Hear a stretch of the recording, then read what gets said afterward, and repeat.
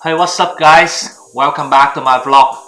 And as usual, I woke up in the morning and I do the research around the internet and see what's new. And I can see for the last couple of days, people been talking a lot about the new camera from Canon, the EOS RP, or I supposed to say EOS RP, EOS RP. Well, doesn't matter because you know what I'm talking about, right? So after all of the research and watching all of the review, reading the specs from Canon website, I have one question for you, Canon. Why do you do this?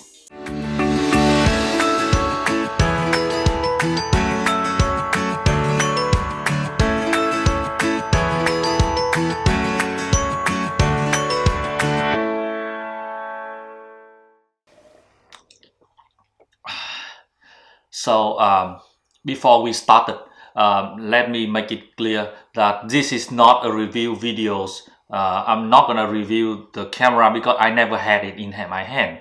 To me, a review video is supposed to be like you have the actual camera in your hands and use this for at least like a couple weeks or so to really get to know it, so you can give the actual experiences from the using the camera to do a review, the actual reviews.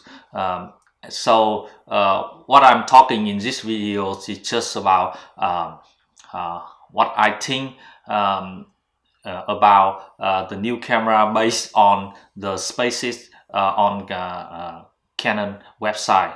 I really don't understand why Canon made the EOS RP. To be honest, this is a good camera. In fact, it's the smallest, lightest full frame mirrorless camera from Canon for just only $1,300. But from the different perspective, you cannot see the camera good or bad. You know that like nowadays people buying the cameras is not just for photo, but it's for the video as well. So today we're gonna talk about the EOS RP from two different perspectives, photographer and filmmaker. So let's talk about the EOS RP from photographer standpoint. I have the EOS R and the M50, and after reading all of the spec of the EOS RP, I have the feeling that the EOS RP is a combination of the EOS R and the M50. But for the most of the Canon shooter who are using the 6D Mark II, the EOS RP look like the upgrade version of the 6D Mark II. The difference is the EOS RP has the RF mount, and it has the newer image processor, which is the Digic 8. At the price of $1,299, you actually get a great camera with most of the latest technology from Canon, like the dual pixel AF, track AF, eye detection, great EVF, and something more. And to me, at this point, this camera can be a very good camera for photographer from the beginner to semi-pro. A lot of people think that cheap camera cannot do a good job. Well, it depends how you use it. To me, I did a photo shoot for my children using the M50 camera, which is like $600 camera, and the results came out great. So I can show you right now. So this is a photo of my children for the Halloween that I use the M50 and the EF50 f1.2 L length.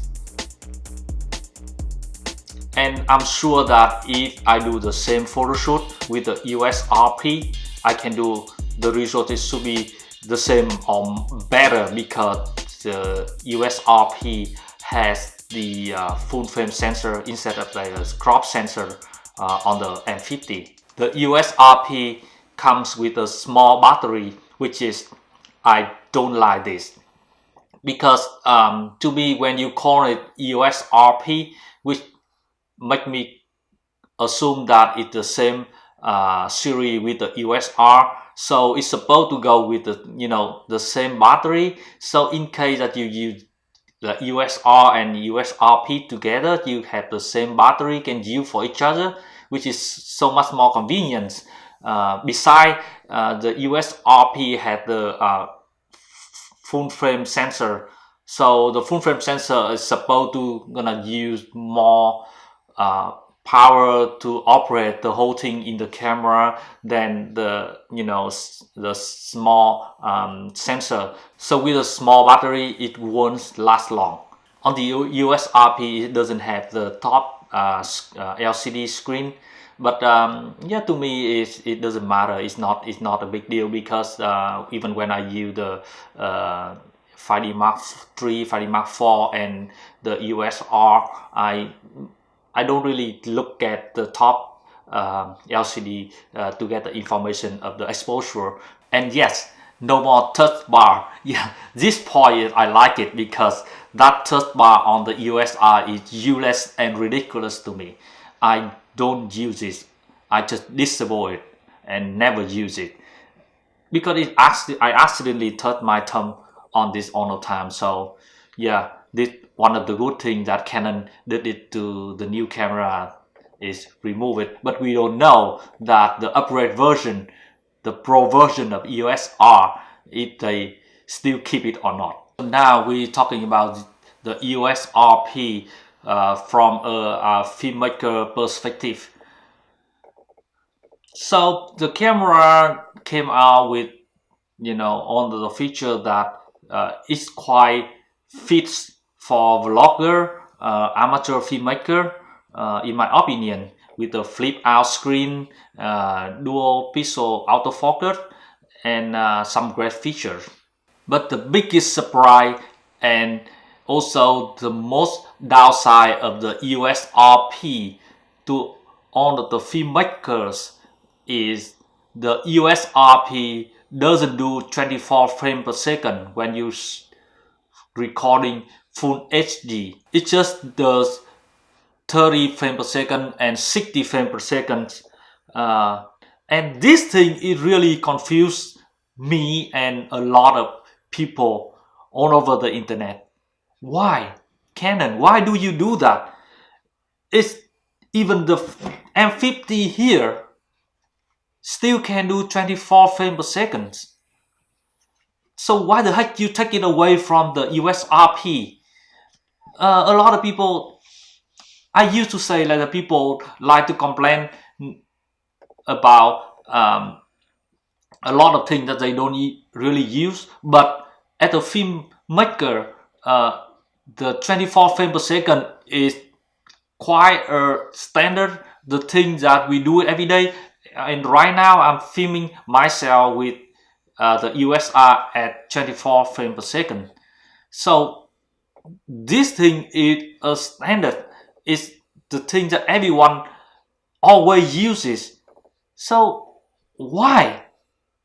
Anyway, if you always shoot at 30 frames per second or 60 frames per second, so this thing is not a big deal to you.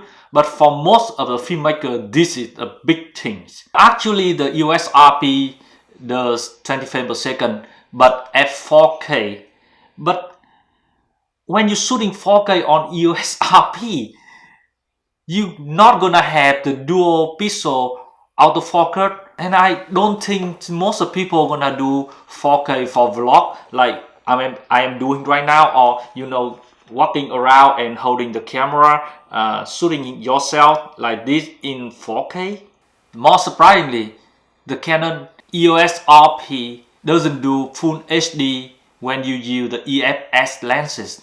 Why? This doesn't make any sense to me, because you have a full frame sensor and you don't do full HD with EOS lenses? I don't think this is a technical issue.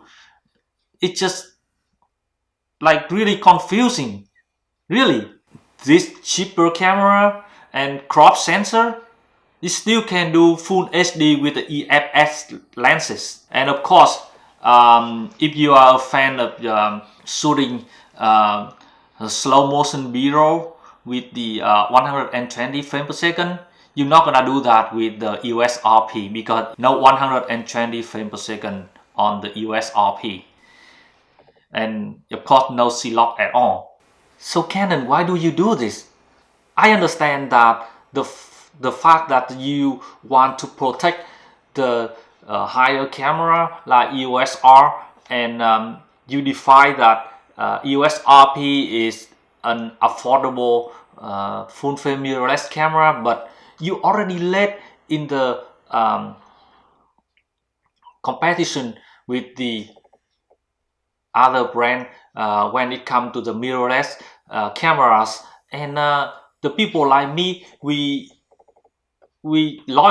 stay with Canon no matter what, but no one want to be left behind again and again. I think that Canon should release the EOS RP first and then the EOS R.